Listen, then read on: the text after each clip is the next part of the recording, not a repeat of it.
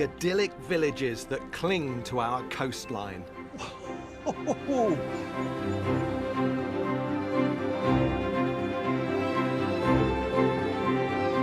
Known for their beauty and serenity. Wow, look at this, just incredible.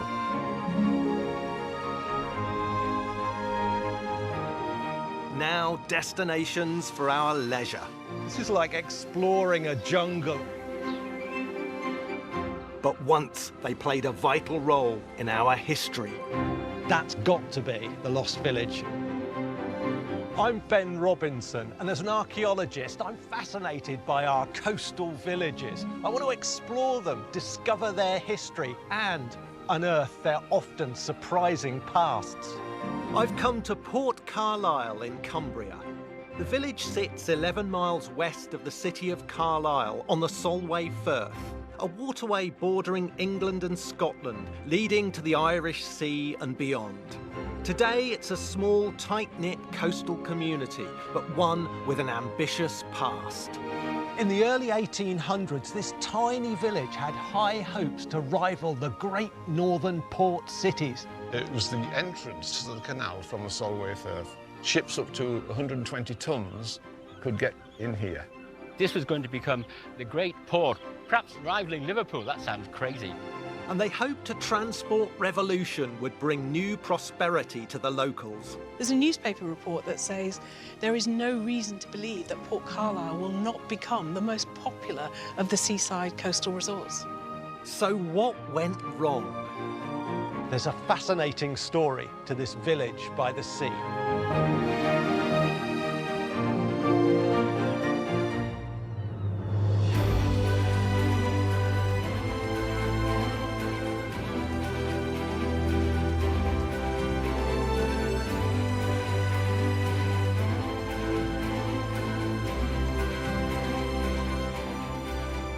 Before the 1800s, Port Carlisle was known as Fisher's Cross. There were very few buildings here, and the only notable landmark was a stone cross. A few boats plied up and down the Solway Firth and across to Scotland, but that was it. However, with the arrival of the Industrial Revolution and its engineering ingenuity, this place found itself at the centre of a transport explosion, and it was believed it was destined for great things.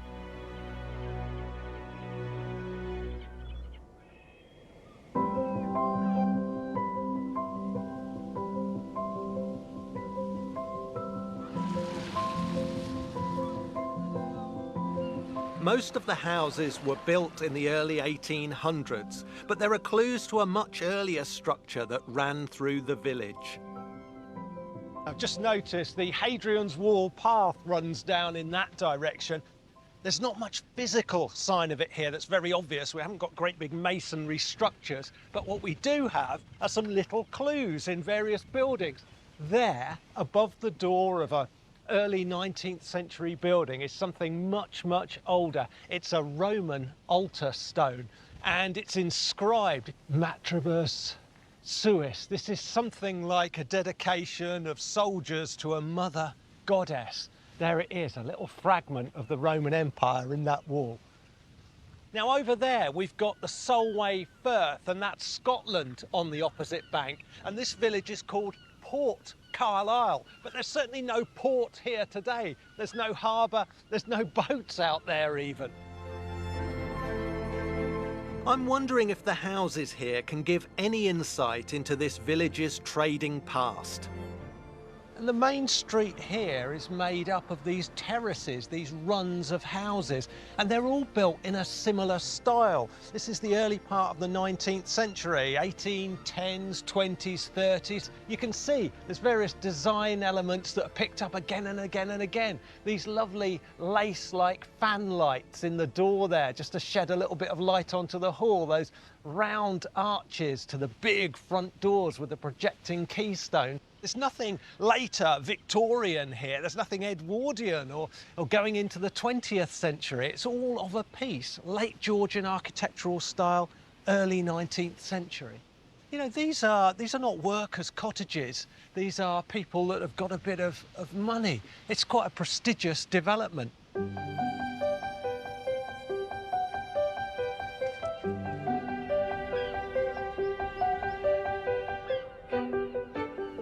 Local maps offer up clues as to how this place has changed. Got a map of 1774 here. Where Port Carlisle is today, we've got Fisher's Cross, and that's it. There's nothing else at all. There's nothing. But got another map here of around 1860, so we're just 100 years on here. It's now known as Port Carlisle. There's about 3 or 4 dozen houses. The place has grown enormously from almost nothing. It all looks planned, designed, a development carried out in a very short period of time. And it looks as though perhaps the intention was to keep this development going. More rows of houses, more streets. The construction of the village happened very suddenly, but I need to take a view from above to discover what funded its rapid growth. The missing port of Port Carlisle.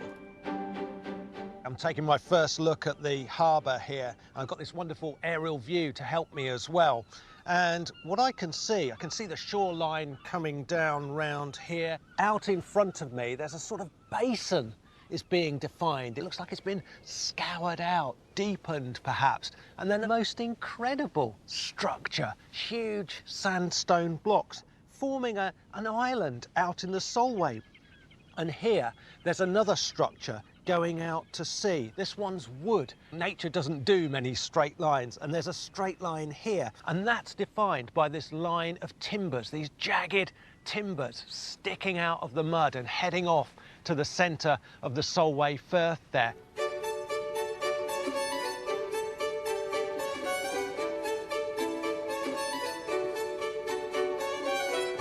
These are really quite substantial timbers here. They're firmly embedded. We've got uprights here, we've got raking timbers here, bracing them. This is a really substantial structure, a platform, a jetty, something like that, heading out into the sea. And there are bits of iron all around here. This bracket here, perhaps tying all the timbers together. So it was obviously all bolted together at some point, but time and tides have taken their toll. It's now eroding away. Oh my goodness, look at this. Huge lump of granite here. It's got a massive foundation. You can imagine a huge ship's rope being tied round here as the boats were brought close to the wall. Absolutely amazing.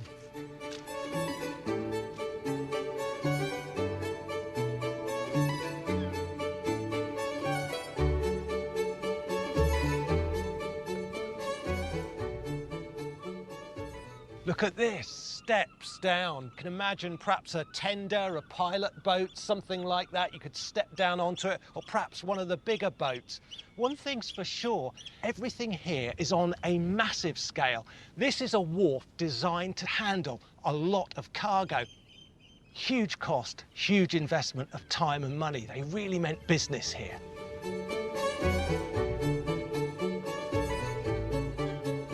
The port was clearly impressive, but back at shore, I can see what the infrastructure here was all focused on. You've got these huge granite blocks here, like massive wedges of cheese. Then there's big sandstone blocks here, and there's the equivalent on the other side, quite a span, and slots. Well, those would be for timbers, gates. This looks like the opening to a sluice or a canal. This tiny village was in fact the start of the Carlisle Ship Canal. From the late 1700s, a transport revolution swept across the nation. It was the golden age of canals, a rapid development that by the 1830s created over 4,000 miles of canal network. Historian David Ramshaw has researched the story of the canal system here in Port Carlisle. David, this looks very, very wide. When you're looking at inland canals, they're narrow. You have narrow boats, but this is wide. It was the entrance, the sea lock, to the entrance to the canal from the Solway Firth. Ships up to 120 tons could get in here. And it wasn't like a narrowboat canal. It was deep. It was 9 foot deep. Well, who's actually funding all this, taking this punt that this was the place to be? Well, it was the businessmen in Carlisle. By building the canal from here, they were able to take goods, particularly coal, because that was what they wanted most, all the way into Carlisle. And coal is fueling the Industrial Revolution. That's right, yes. And they were bringing goods in more cheaply and exporting textiles more cheaply. And they could export them straight away to the continent, direct from the city.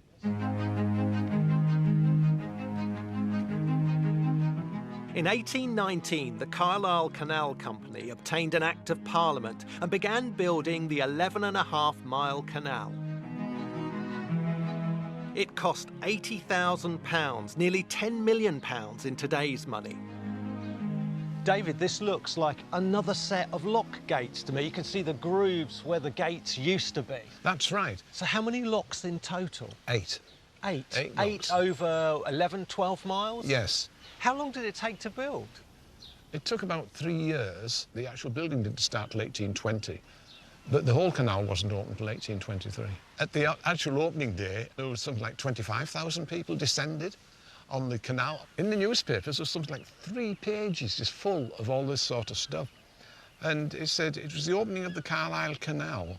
The business of the town was wholly suspended. The shops were closed. At an early hour in the morning, the city of Carlisle was nearly deserted. The surrounding country also sent its thousands to partake of its general joy. People just could not believe what they were seeing, basically. So this was the dawning of a new era, and not just for Port Carlisle, but for Carlisle itself. It was indeed, yes, yeah.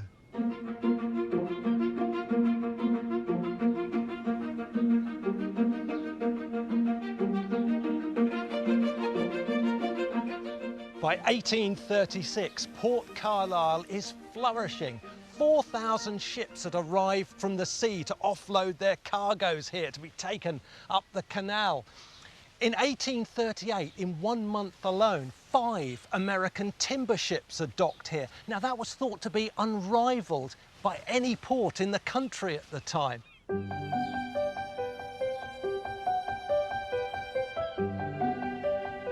Money was flooding into the port, and the fine Georgian houses show the prosperity of the times and the wealth it gave the villagers. Alex Holmes now lives in the home owned by one of Port Carlisle's shipping magnates.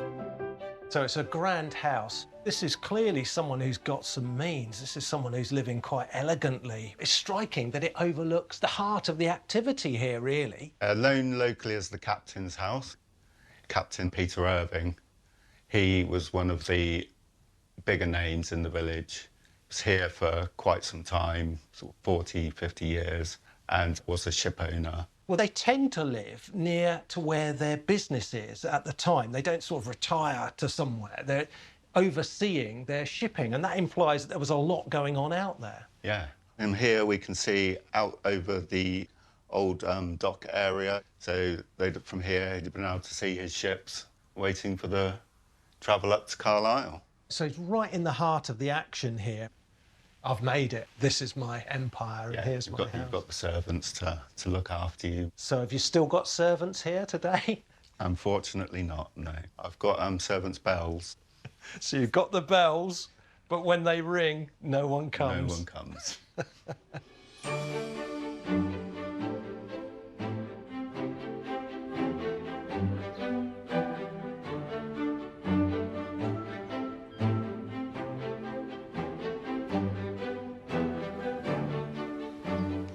The canal brought trade through Port Carlisle, but it also created a passenger service. Now the new middle class could escape the pollution of the industrial northern towns and cities. And villagers here began to cater for these new visitors.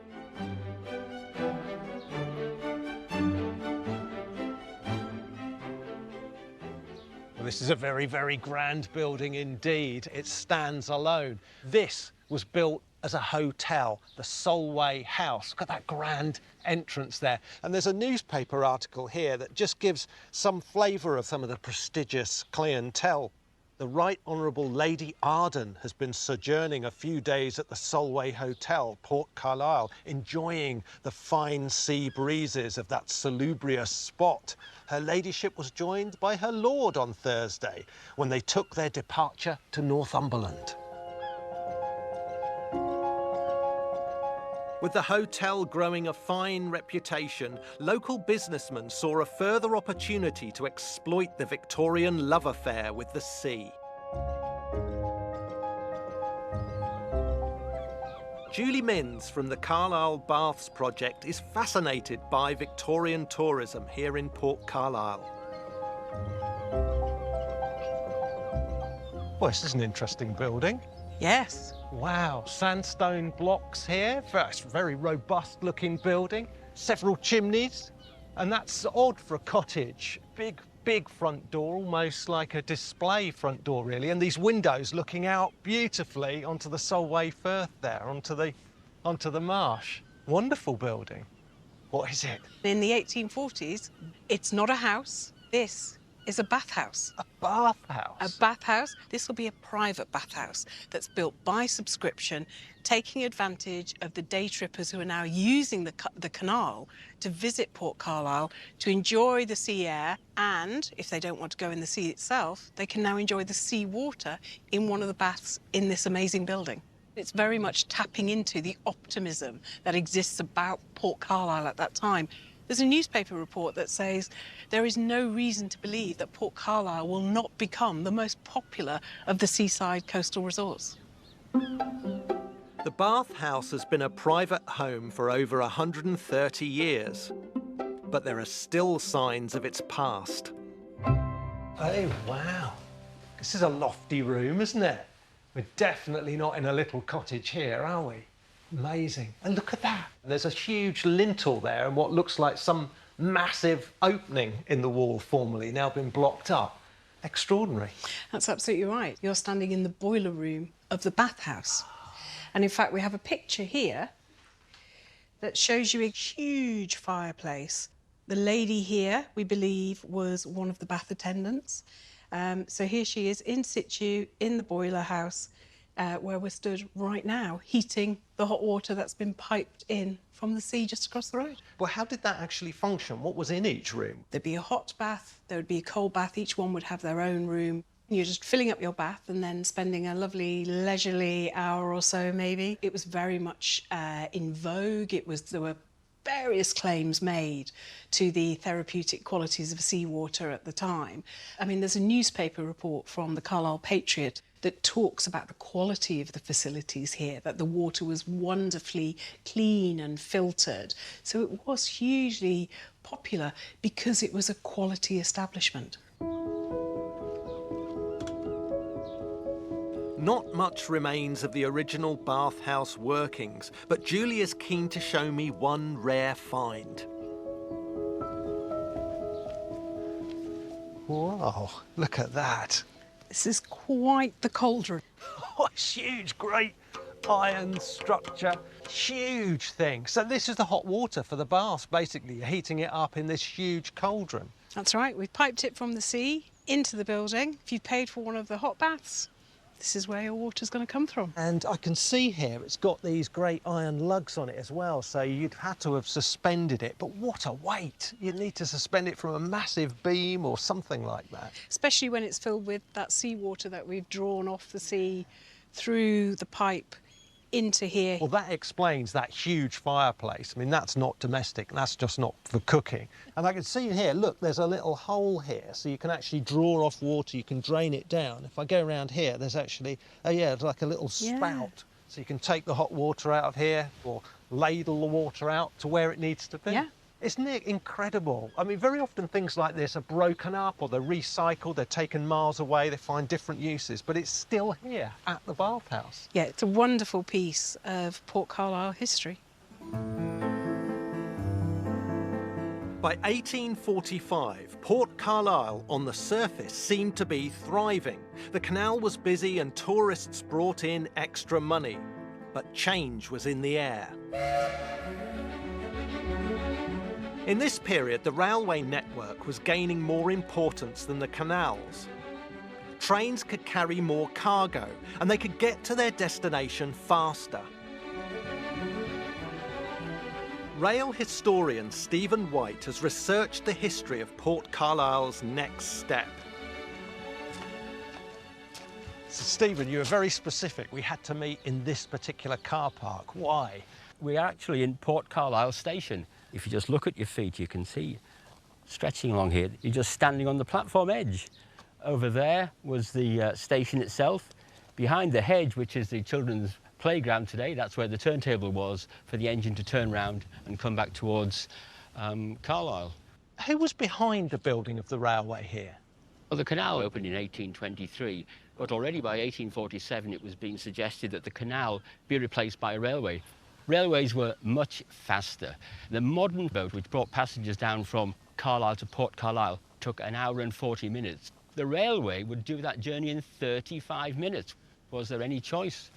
Not to the promoters' minds. And the railways were the big new thing in a way. Railways were the things of the future, really, and so they decided in 1853 to drain the canal, and then the railway was just laid in the bed to the destination here at Port Carlisle. The Carlisle Ship Canal, at a cost of almost £10 million, had lasted just 30 years. Oh, look at this. So, platform up here, we've got a drop, and we're on the track down here. Yep, this is a track bed. It's fantastic, isn't it? Thrilling to actually put your hands on the brickwork. The workmanship is fantastic. Port Carlisle had its speedy new trade route in place, ready for business. But it would soon face another huge challenge. They've built the platform, they've built the station master's house, they've built the station, the engine sheds, the turntable, this huge track running down to Carlisle.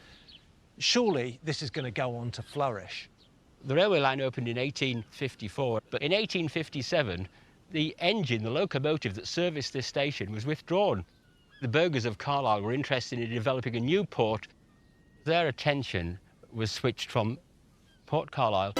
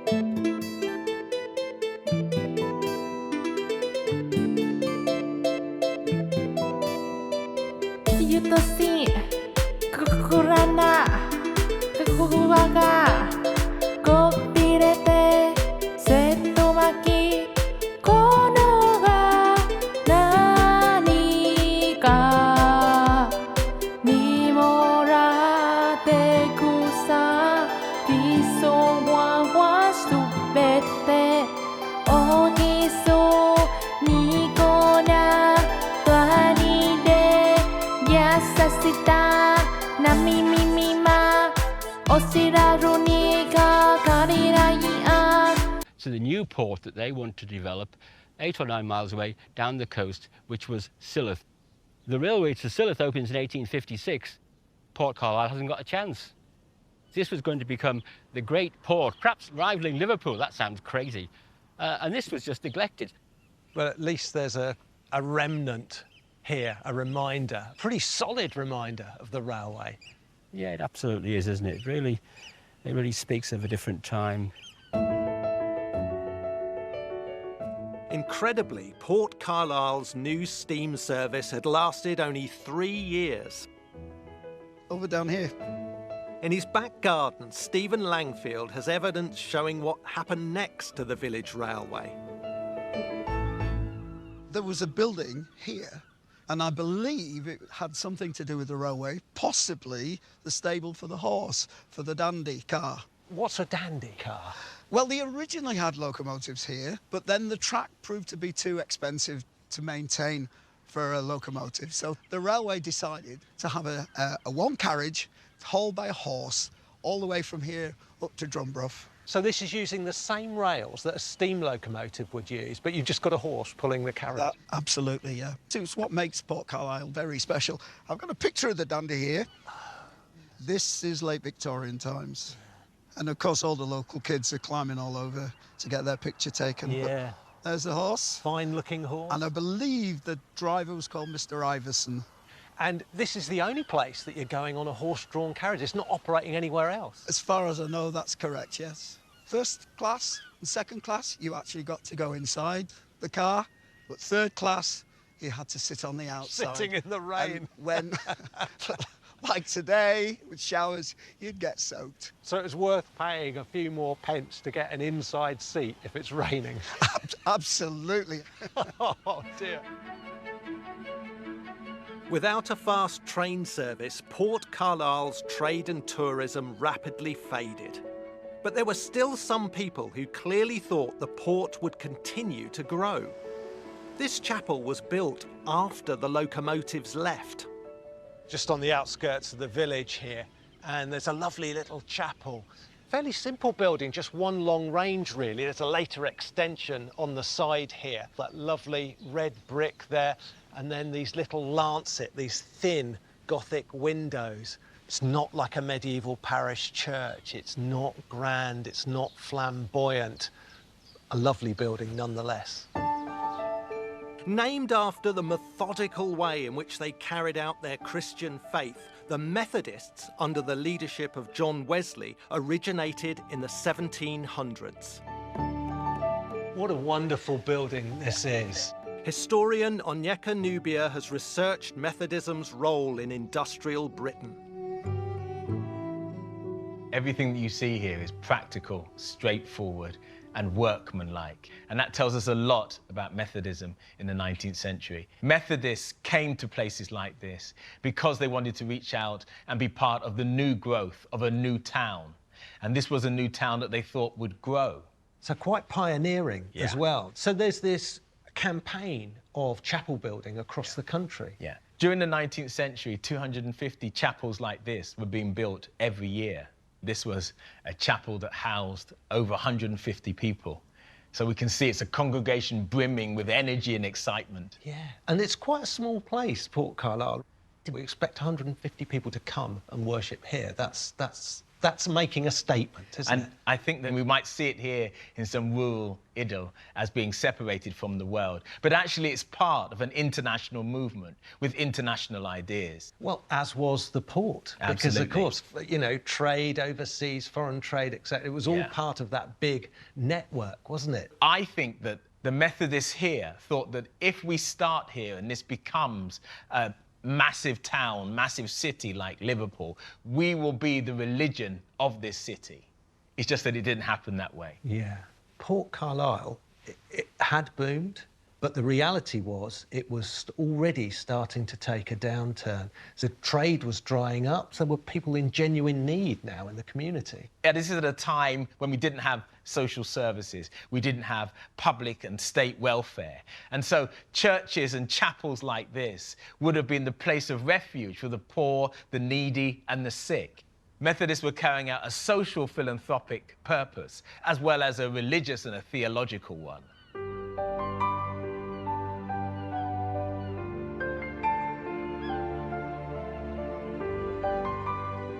The new port of Silloth, just 9 miles down the coast, continued to flourish. And when a new rail viaduct across the Solway Firth opened in 1869, Port Carlisle was completely bypassed. Port Carlisle is a startling story of boom to bust in little more than 30 years. It's a place that reminds us just how short this window of success was for the nation's canal system. So much investment, so much effort, and it was outdated so quickly. But here, it's left a charming coastal village with quite a tale to tell. Your salad days may be long behind you, but Michael Molesley has some tips to stay young. BBC Sounds will tell you more. And Ben Fogle explores Scotland's sacred islands, but we're doing our best to keep tight-lipped.